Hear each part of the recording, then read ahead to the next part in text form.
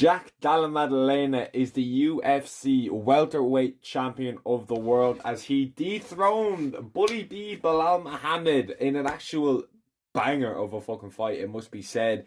And listen, there's a few discussing talking points, I think, that we need to discuss. First of all, we're not going to get this, okay? That's what a lot of people are saying. The biggest fight of the decade, apart from John Jones versus Tom Aspinall, things like that, is gone. It's gone out of our reach and we're never going to get it back. I'm telling you right now, okay? This could literally make Makhachev Topuria even bigger, okay? Now I'm going to tell you why. Okay? So we all know JDM is going to be taking on Makhachev next. That's the next fight, okay? That's the next thing. And we know Charles is going to be fighting Topuria. If you look at that, and you look at if both of them win, Makhachev is a double champ who's going to fight Ilia Topuria then. And Ilia Topuria, if he cleans Charles Oliveira out there, which I believe he actually probably will. I think he'd beat Charles Oliveira and I think he'd finish him. That makes that fight even bigger. Am I the only one that thought that when I saw this? Everyone's like, oh my God, it's so sad. And plus you got to think long term as well. JDM as a champ is way better because once Makhachev versus Topuria is over, let's say Makhachev beats him, Makhachev's not going to move up. We still have Belal Muhammad as champion. It's boring. Okay, apart from that one good fight, but now we have two banger fights with that possibility of that fight being even bigger. So Makhachev Topuria, as much as it's on hold, certainly isn't dead because there's a good chance both of them win. Now, will Islam Makhachev beat Jack Della Maddalena is the next question.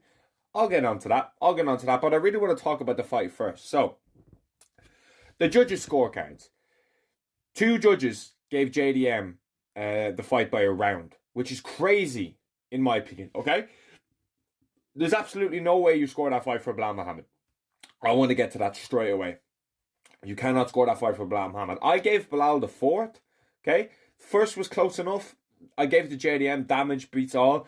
And the scary part was, I thought JDM was 4 or 3-1 going into the fifth, okay? And I just thought, when in the fifth, he was like on his back and Belal was on top. I was almost thinking like, mate, you could write this out here. What? You could write this out because you're winning the fight. But if he had written that out, he would have lost the fight. Which is insanity.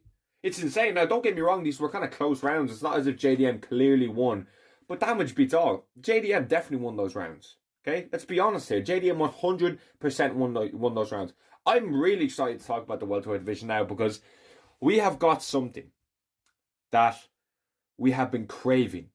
A entertaining boxing striking champion, boxer striker champion in Jack Della Maddalena. And he is so good, bro. That takedown defense and his ability to get back to his feet was insane. Now, when I was first watching it, the first two rounds, I was like, Belal, what are you doing? Why aren't you spamming takedowns? Why aren't you doing this? Why aren't you? But he said to his corner, he's so slippery, like he's like a fish out. He's like a fish in water, like you just can't get a hold of him. So maybe he had no choice but to strike. But I don't think anyone's going to be able to box with JDM. And Belal was doing that. Belal actually had moments. Belal's striking is actually quite decent, but you're not going to beat JDM in a striking match. Let me just move that real quick. There we go. You're not going to beat JDM in a striking match. That's just how it is, and we saw that there today. It was actually one of the best fights of the year, which is insane to think Belal was in. But JDM's combinations were just so on point. He slips to where he was able to find like a hook or like a straight right hand. It was just insane. And he was so sharp tonight. I did not think he had that grappling pedigree in him. I just didn't see it. I didn't see it in the Gilbert Burns fight. I didn't see it in all these other fights to be able to say, yeah, I think he's going to be able to keep standing with Belal and stuff like that. Now, I did say if he stands, JDM's clearly the better striker. I underestimated Belal's striking and I underestimated JDM's grappling, which I thought going into the fight were pretty clear. Belal's clearly a better grappler, but JDM's clearly a better striker. That's kind of still the narrative, but it's a lot more close in both those fields, which is good to see, which is really good to see. It's going to be very interesting to see how this whole thing plays out, as Dana White would say. Because we know Makhachev is next. And I'm not mad. I think that's a good fight. I know, oh my God, Ian Gary, man. Jesus, man. Like, what are you doing? He said on, like, Full Send MMA, I'm only accepting the title fight. As if he didn't lose to Shavkat 5 months ago. Like, the dude needs to be someone needs to sit him down and say, what are you doing with yourself? Given MMA, JDM absolutely 10-8'd him in the press conference when he was like, I don't even think that's his son. That was one of the funniest lines ever, okay? It was so out of nowhere. He wasn't like Ian Gary, like, at all. Like, he must have been really wanting them fucking M&Ms, but I don't care about Ian Gary fighting for a belt. He doesn't deserve to fight for a belt. You lost to Shavkat, and then you beat Carlos Prates, who's like number, 13, 15? I understand it's on short notice. Both of them are on short notice. But you have Joaquin Buckley fighting Kamaru Usman in a few weeks. Great fight, that. Really looking forward to it. You've Sean Brady, who just submitted Leon Edwards in London on short notice, which is way better than what you did against Carlos Prates, nearly getting finished in the 5th round as well. Get that through your fucking head. And you have Shavkat Rakhmonov, who beat you. All these people are ahead of you. I wouldn't mind. I think the way I would match welterweight, personally, okay, I would do Sean Brady versus Shavkat. Now, I don't know what story is with Shavkat. I don't know how long he's going to be out for. I know he had a good injury, so I don't really know what to think about Shavkat until I hear how long he's going to be. Will it be summer, end of summer? We don't know how long Shavkat's going to be out, okay? He must be out for a while because JDM took the fight and stuff like that. We don't really know. If Shavkat is able to fight in like August, let's say, hopefully he's able to fight in August, I would do Brady versus Shavkat for the number contender, and I would do Ian Gary versus the winner of Buckley versus Usman, particularly if it is Buckley, because that fight was meant to be scheduled. Buckley's on an upward trajectory, and I think he's going to beat Kamaru Usman. I do think he's going to finish Usman as well. So I would match welterweight like that. Belal, honestly, I think Belal should just wait and see how things kind of play out, because you never really know who's going to be on the come up. I wouldn't be mad at a Sean Brady rematch, maybe a 5-round main event, although that wouldn't be necessarily at the top of my list. It could be decent because they're both kind of using their hands a little bit more. Brady was working very well with the hands in the first fight. I know that's like 2.5 years ago, so that you can't really take too much from that. But still, like, a nice thing to talk about. Brady was doing very well in the feet, but JDM is the champ. That's all that really matters with welterweight. JDM is the champ. And it's a fucking beautiful thing. It's an absolutely beautiful thing because, like I've said, we have droughts in the UFC, and this is the first bit of water that we have got quenching our thirst. And JDM is the beginning of it. We have an incredible amount of matchups now that can be made from JDM winning. But before, it was literally just Makhachev Topuria. Well, no one really cared about the next fight for Belal because no one really cared about Belal. But I'm telling you now, if Makhachev is able to beat JDM, which I don't actually think he's going to, I will be picking Jack Della Maddalena to beat Islam Makhachev. Probably going to be in Perth. I believe he is from Perth, so that makes complete sense. Volkanovski is not from Perth as far as I'm aware.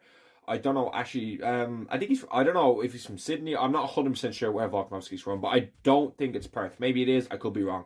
But JDM in Perth versus Makhachev is absolutely huge. Hometown fight for a double champ status. And I believe over the last few years, Makhachev's been in all the double champ fights too with Volkanovski and now with JDM. Like, it's pretty insane. I can't remember the last double champ fight that didn't include Makhachev. I want to say it was like Blachowicz Adesanya, but I could be completely wrong there. Like, I probably am wrong, to be honest with you. But super fights are just... I love super fights. I love champ versus champ fights. And Makhachev 1,000,000% deserves this. Ilia Topuria can sit and wait. Let him fight Oliveira. Me personally, I would do Arman Tsarukyan rather than Charles Oliveira. A, Arman Tsarukyan has win over Charles Oliveira. B, Charles is coming off a decision against Michael Chandler. Pimlet just absolutely dismantled Chandler and finished him. I struggle to see why Oliveira is getting this. And I know you could say, oh, well, Arman pulled out. Oliveira pulled out against Makhachev as well on weeks to go. Do you know what I mean? So you have to take that into consideration as well, that this dude was given a title shot. And I know this isn't a title shot, but this will be more than likely for an interim belt, because Makhachev is going to move up. Interim belt, it is what it is. That makes it a little bit even more hype if we get the Islam versus Ilia fight. You know what I mean? It just makes it that little bit more, okay, Topuria's got a belt. I know it's an interim belt, so no one's really going to be like, oh, it's champ versus champ. It just adds a little bit more spice to it, you know what I mean? I guess when whoever has the interim belt can't really be passed up. Like, if you look at welterweight, Sean Brady submitted Leon Edwards. If that was for an interim belt, there would be no question who's next. But, you know, I think the interim belt just gets rid of that little bit of doubt. Do you know what I mean? I would much rather see Arman Tsarukyan To be honest with you, I fucking would much rather see Arman Tsarukyan because Arman Tsarukyan's better than Charles Oliveira. He beat him. Okay, he beat him. Charles is more stylistically a fun fight for Ilya. I think Tsarukyan versus Ilya is such a good fight. I've been saying that from the start. Okay, Beneil Dariush took my fucking spotlight with that. I haven't forgot about that, Beneil. I think it's a better fight. Because I think Arman Tsarukyan probably deserves it more than Charles Oliveira, if I'm being completely honest with you. I saw he turned down Mateusz Gamrot in Abu Dhabi. I don't know how I feel about it because I can understand where he's coming from. Like, he just lost to Dan Hooker, Gamrot, and you're going to reward him with Arman Tsarukyan. Why didn't you give Dan Hooker versus Arman Tsarukyan? That's a fight that probably could be made. Probably will be made, if I'm being honest with you. They hate each other. That could be co-main event to Makhachev versus JDM. Or put that as like the first feature fight. Maybe Volkanovski. I've seen some people say Volkanovski versus Movsar on that card as well. That'd be insane. That would be fucking insane. That'd be class. I don't know if they'll do two of them. I think it would be unreal if you saw two of them. But we've had two title fights before with Yair Emmett, which had nothing to do with Australia, and then we had Volk versus Islam, the first one. Movsar versus Volk in Australia, and then JDM versus Islam, and then you have the feature fight before that, Dan Hooker versus Arman Tsarukyan. Those three fights make it a card of the year contender. That in and of itself is a card of the year contender, making those three fights what they are. That would be sick. And I would absolutely love to see that. Now that I'm kind of piecing it all together, even thinking about it here, but that would be absolutely fucking sick. Absolutely sick. And let's hope we get that kind of a card. Let's say they put that in end of summer, September, in and around then. Dan Hooker hasn't fought since Gamrot, which, you know, I know he's coming off that injury, hand injury against Gaethje, so I'm hoping he would have enough time to recover. Arman Tsarukyan, he's been out a year. He hasn't fought since Charles Oliveira. He's coming off an injury, back injury apparently, to no one. Like, he was meant to be fighting Makhachev, pulled out the day before. Volk fought Lopez. Movsar hasn't fought since Aljamain Sterling, I believe. I want to say Aljamain Sterling, which was, I can't remember what card that was on, to be honest with you. So all the timeline kind of adds up for this to work, to be able to fit. So listen, I'm here for that fucking card. That is an incredible card. JDM really just did so well at the range. I was so shocked by how well JDM was doing at range. His takedown defense was rock solid. I was just so surprised. I was so surprised how good JDM was. I've been on the JDM train for years now. But I really didn't see that level of performance. I thought Belal was going to have a bit more success with the grappling, but he didn't, which is incredible. I'm so glad JDM is champ. You have no idea. Okay, cool. We missed out on Makhachev for you. Yeah, whatever, man. This is more of a long-term solution. Having JDM as champ, we're guaranteed more banger fights in a division that is absolutely stacked. So I'm fucking chuffed with that. Okay, I'm absolutely chuffed. And like I said, Topuria versus Makhachev, don't write it off just yet. Don't write it off just yet. I would not be surprised if this turns out to be one of the big. If things align and what I said happens, this should be a bigger fight than John Jones versus Tom Aspinall. If Makhachev secures that double champ status and Ilya puts a clinic and finishes Charles Oliveira for an interim belt, that would be in an absolutely insane scenario. Absolutely insane, but JDM's the champ, baby. JDM's the champ. I am fucking pumped. Let me know what you thought about this down below, and thanks for watching.